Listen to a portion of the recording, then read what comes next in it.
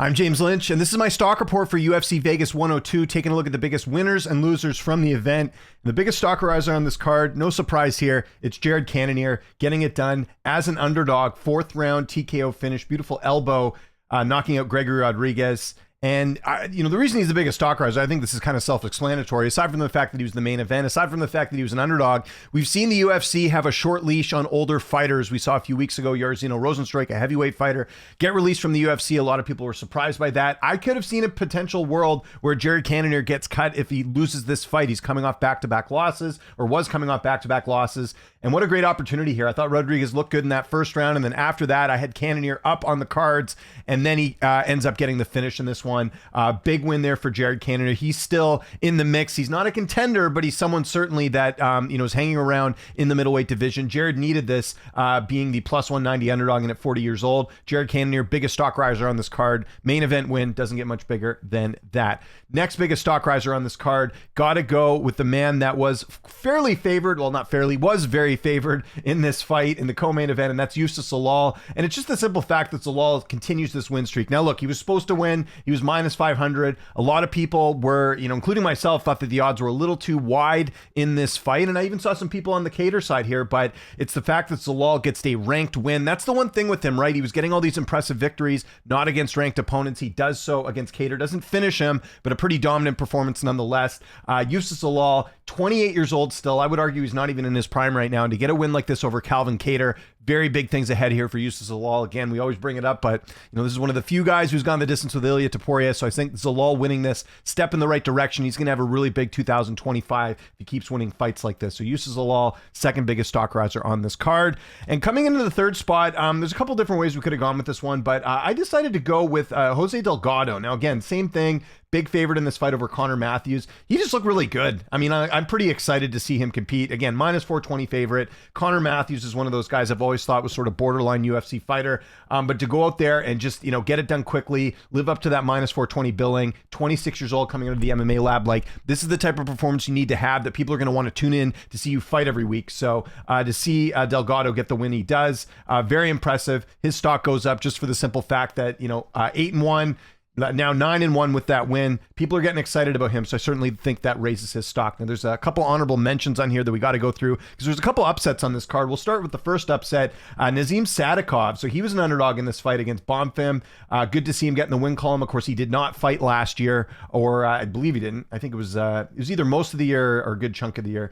That he didn't compete. So for him to come back and get a win like this, very impressive, as I'm just waiting for his profile photo to come up. Yeah, so his last fight was in 2023. So for him to come back, get a big win like this, we know the Bonfim brothers have got a lot of hype. For him to go out there and get the doctor stoppage, very impressive here for Sadikov. So he's got to get an honorable mention on here. Again, he was not the only underdog on this card. Andre Petroski, how about this? I didn't see many people picking Petroski in this spot, but he takes out Rodolfo Vieira. Again, Petroski, another guy that probably kept his spot in the UFC, although he was not on some like crazy losing streak, but he was certainly someone I think the UFC was willing to part ways with. If you see it, how they're sort of overturning the roster since Contender Series.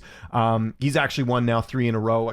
For some reason, I had it in my head those losses against Malkoun and Pereira were a little bit sooner, but nonetheless, Petroski's stock goes up just for the simple fact he wins as an underdog. And then we're going to throw one more out here. Walter Walker. I was dead wrong about this fight, but hey, good for him. That's, you want to redeem yourself. Well, I guess he was coming off a win in this fight, but if you want to definitely get people's attention, go out there and get a first round submission win. That's what he did. Walter Walker, got to get an honorable mention here as well. Okay, let's go with the stock droppers on this card. And there's a couple different ways we could have gone with this one, but for me, sorry, didn't mean to show that fight.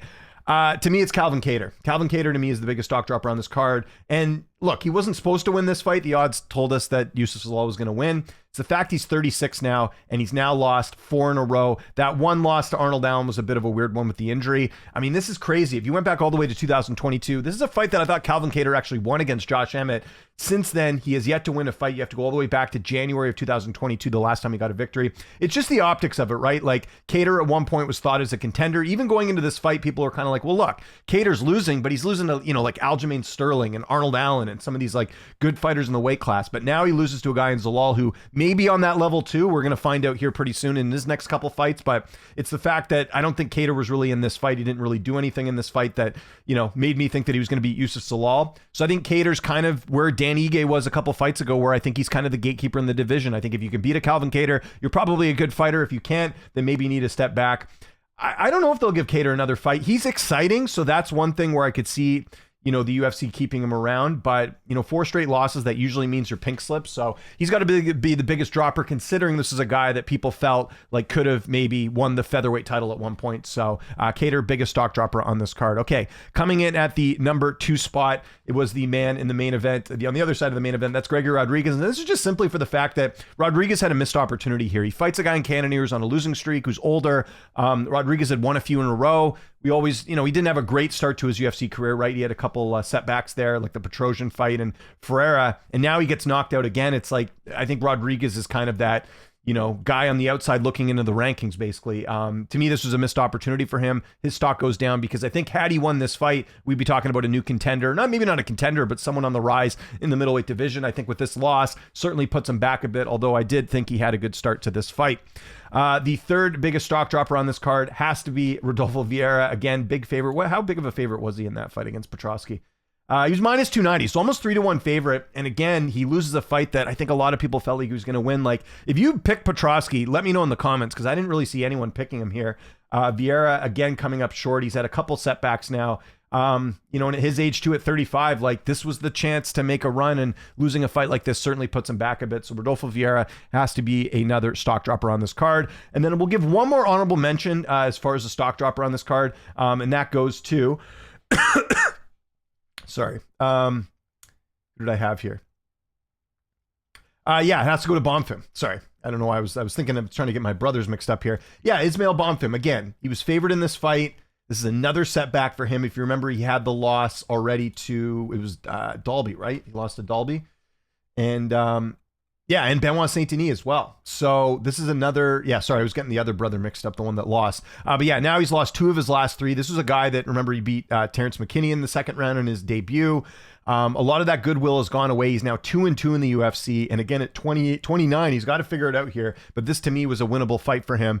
So his stock goes down just because, again, a lot of people are high on the Bonfim brothers. And now there's been a few setbacks with both. So even though the other Bonfim brother won, but you kind of get where I'm going here. I think some of that hype has gone out the window with some of these key losses there. So I want to know what you guys think in the comments. Let me know your top 3 and bottom 3 stock riser, stock droppers. One of the interesting things I like about doing this video is that everyone's got a different criteria. You know, some of you might have watched, for example, like an Edmund Shabazian get a knockout and think, well, his stock has got to go up. But going into this fight, I thought that was going to happen, and I don't think that really moved the needle for him. We know what Edmund is. Edmund's a fighter that can beat the lower level competition and do it in highlight reel fashion, but when he gets that step up, it tends not to go so well. So I know he got performance of the night or a bonus here, but you know, to me, I just think his stock is exactly the same as it was prior to him, or no, after losing to Gerald Meerschaert. Like, he should beat a Dylan Budka. That's not too surprising. So again, this is where we all have different criterias with things. So I want to hear your criteria in the comments. Like I said, give me your top 3, bottom 3.